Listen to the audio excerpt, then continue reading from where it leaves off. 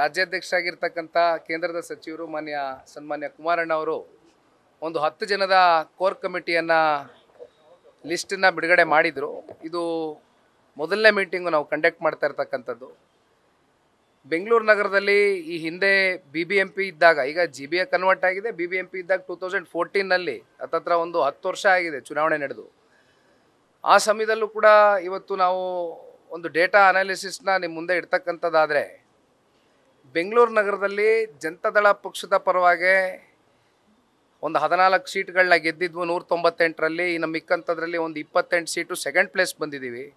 So ಹತ್ತತ್ರ ಒಂದು 25% ಅಷ್ಟು ನಮಗೆ ಇಲ್ಲಿ ಒಂದು ಹಂತದ ಒಂದು ಶಕ್ತಿ ಇದೆ ಅಂತಕ್ಕಂಥದ್ದು ಕಳೆದ ಚುನಾವಣೆಯನ್ನು ನೋಡಿದಾಗ ಮತ್ತೊಮ್ಮೆ ನಾವು ಇಲ್ಲೆಲ್ಲ ಕೂತ್ಕೊಂಡು ಮುಂದೆ ಈ ಚುನಾವಣೆಗೆ ಯಾವ ರೀತಿ, ಯಾಕೆಂದರೆ 368 ಆಗಿದೆ ವಾರ್ಡ್ಗಳು ಈ ಸಲ. ಸೊ 5 ಡಿವಿಷನ್ ಮಾಡ್ಕೊಂಡಿದ್ದಾರೆ. ಸೊ ಯಾವ್ಯಾವ ಡಿವಿಷನ್ನಲ್ಲಿ ಈಗ ಯಾವ್ಯಾವ ರೀತಿ ಪಕ್ಷ ಚಟುವಟಿಕೆಗಳು, ಪಕ್ಷದ ಆ್ಯಕ್ಟಿವಿಟಿಗಳು ನಿರಂತರವಾಗಿ ಸಾಗಬೇಕು ಅಂತಕ್ಕಂಥದ್ದು ಈಗ ಪಕ್ಷದಲ್ಲಿರ್ತಕ್ಕಂಥ ಎಲ್ಲ ಹಿರಿಯ ಮಾಜಿ ಶಾಸಕರುಗಳು, ಹಾಲಿ ಶಾಸಕರು, ಕೋರ್ ಕಮಿಟಿಯಲ್ಲಿ ಇರ್ತಕ್ಕಂಥ ಎಲ್ಲ ಸದಸ್ಯರುಗಳು ಅವರ ಕೆಲವೊಂದಷ್ಟು ಒಪಿನಿಯನ್ಗಳನ್ನ ಹೇಳಿದ್ದಾರೆ.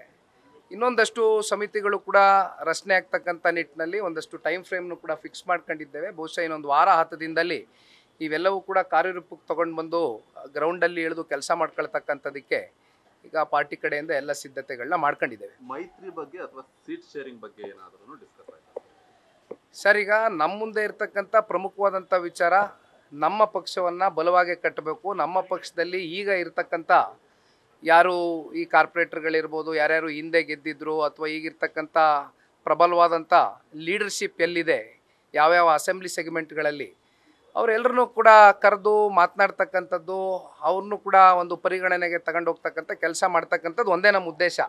ಅದು ಬಿಟ್ಟರೆ ಈಗ ಅಲಯನ್ಸ್ಗೆ ಸಂಬಂಧಪಟ್ಟಂತೆ ಸನ್ಮಾನ್ಯ ದೇವೇಗೌಡರು ಸಾಹೇಬರಿದ್ದಾರೆ, ಸನ್ಮಾನ್ಯ ಕುಮಾರಣ್ಣ ಅವರಿದ್ದಾರೆ, ಭಾರತೀಯ ಜನತಾ ಪಾರ್ಟಿ ನಮ್ಮ ಮಿತ್ರ ಪಕ್ಷದಲ್ಲಿರ್ತಕ್ಕಂಥ ರಾಜ್ಯ ನಾಯಕರು, ಕೇಂದ್ರ ನಾಯಕರಿದ್ದಾರೆ. ಅಂತಿಮವಾಗಿ ಅವರ ಅಂಗಳಕ್ಕೆ ಇವೆಲ್ಲ ನಾವು ಬಿಡ್ತೇವೆ. ಇದು ಇವತ್ತು ನಾವು ಮಾತನಾಡ್ತಕ್ಕಂಥದ್ದು ಬೇಡ. ನಮ್ಮ ಉದ್ದೇಶ ಒಂದೇ, ಪಾರ್ಟಿ ಕಟ್ಟು. ಕಬ್ಬಿನ ವಿಚಾರಕ್ಕೆ ದೊಡ್ಡ ಹೋರಾಟಗಳು ನಡೀತಾ ಇದೆ.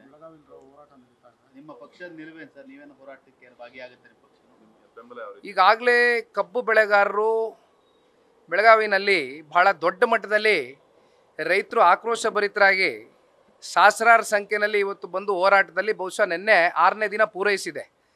ಆದರೆ ಇಲ್ಲಿವರೆಗೂ ಕೂಡ ರಾಜ್ಯದ ಮುಖ್ಯಮಂತ್ರಿಗಳಾಗಲಿ ಅಥವಾ ಅಲ್ಲಿರ್ತಕ್ಕಂಥ ಜಿಲ್ಲಾ ಉಸ್ತುವಾರಿ ಮಂತ್ರಿಗಳಾಗಲಿ ಇದ್ರ ಬಗ್ಗೆ ಒಂದು ಚಕಾರ ಎತ್ತಿಲ್ಲ. ಇವೆಲ್ಲವನ್ನು ನೋಡಿದಾಗ ರೈತರ ಬಗ್ಗೆ ಅವ್ರಿಗೆ ಎಷ್ಟು ಕಾಳಜಿ ಇದೆ ಅಂತಕ್ಕಂಥದ್ದು ಬಹುಶಃ ಇದನ್ನು ನೋಡಿದ್ರೆ ನಮ್ಗೆ ಅರ್ಥ ಆಗ್ತದೆ. ಹಾಗಾಗಿ ಇನ್ನೇನು ಹೆಚ್ಚಾಗಿ ಎಕ್ಸ್ಪೆಕ್ಟ್ ಮಾಡೋಕ್ಕಾಗಲ್ಲ ಸರ್. ಒಂದು, ನಾನು ಇದನ್ನೆಲ್ಲ ಸೈಡ್ಗಿಟ್ಟು ಒಂದು ಮಾತಾಡೋದಾದರೆ, ರಾಜಕೀಯ ಇರಲಿ ಸೈಡ್ಗಿರಲಿ, ಆದರೆ ನಿಮಗೆ ಗೊತ್ತಿದ್ದಂಗೆ ಇವತ್ತು ಎಷ್ಟು ಜನ ಶುಗರ್ ಫ್ಯಾಕ್ಟ್ರಿ ಮಾಲೀಕರುಗಳು ಇವತ್ತು ಬೇರೆ ಬೇರೆ ನಾನಾ ಪಕ್ಷದಲ್ಲಿ ಇವತ್ತೆಲ್ಲ ಮಾಲೀಕರುಗಳಿದ್ದಾರೆ. ಈ ವಿಚಾರದಲ್ಲಿ ರಾಜಕಾರಣ ಮಾಡೋದು ಬೇಡ. ರೈತರು ಇಂಪಾರ್ಟೆಂಟ್ ಇದ್ದಾರೆ.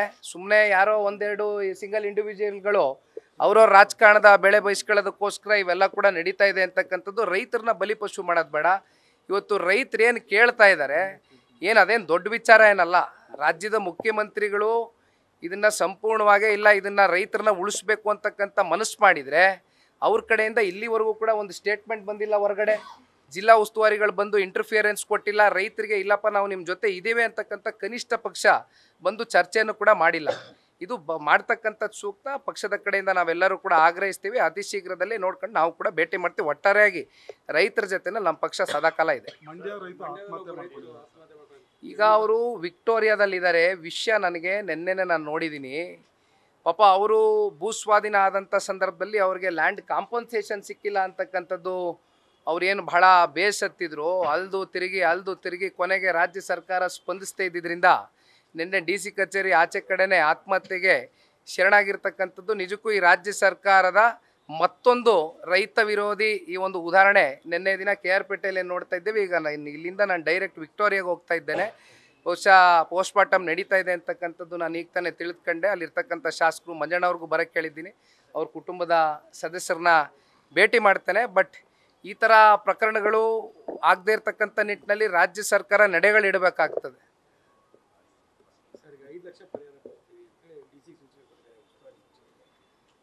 ನೋಡಿಪ್ಪ, ಇಲ್ಲಿ ಒಂದು ಜೀವಕ್ಕೆ ಬೆಲೆ ಕಟ್ಟಲಿಕ್ಕೆ ಆಗೋದಿಲ್ಲ.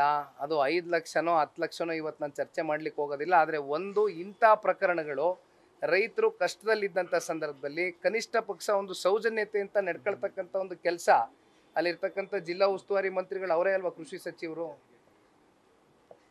ರಾಜ್ಯ ಸರ್ಕಾರ ಮಾಡ್ತಾ ಇಲ್ಲ. ಇವೆಲ್ಲ ಇಂಥ ಸಾಕಷ್ಟು ಘಟನೆಗಳು ನಡೀತಾ ಇದೆ. ಇವು ಆಗ್ಕೂಡ್ದು ಮುಂದಿನ ದಿನಗಳಲ್ಲಿ. ಯಾಕೆಂದರೆ ಅನ್ನ ಹಾಕ್ತಕ್ಕಂಥವನು ರೈತನೇ ಇಲ್ಲ, ರೈತನ್ನೇ ನಾವು ಕಾಪಾಡ್ಕೊಳ್ಳಿಲ್ಲ ಅಂತ ಹೇಳಿದ್ರೆ ಮತ್ತು ನಮ್ಮ ಪರಿಸ್ಥಿತಿಗಳೇನಾಗುತ್ತೆ? ನಾವೆಲ್ಲ ಬೀದಿ ಪಾಲ್ಗೆ ಹೋಗ್ತೀವಿ ಅಷ್ಟೇ. ಅದು ಅರ್ಥ ಮಾಡ್ಕೋಬೇಕು ರಾಜ್ಯ ಸರ್ಕಾರ. ನ್ಯೂಸ್ ಫಸ್ಟ್ ನಿರ್ಭೀತಿಯಿಂದ ನಿಮ್ಮ ಪರವಾಗಿ.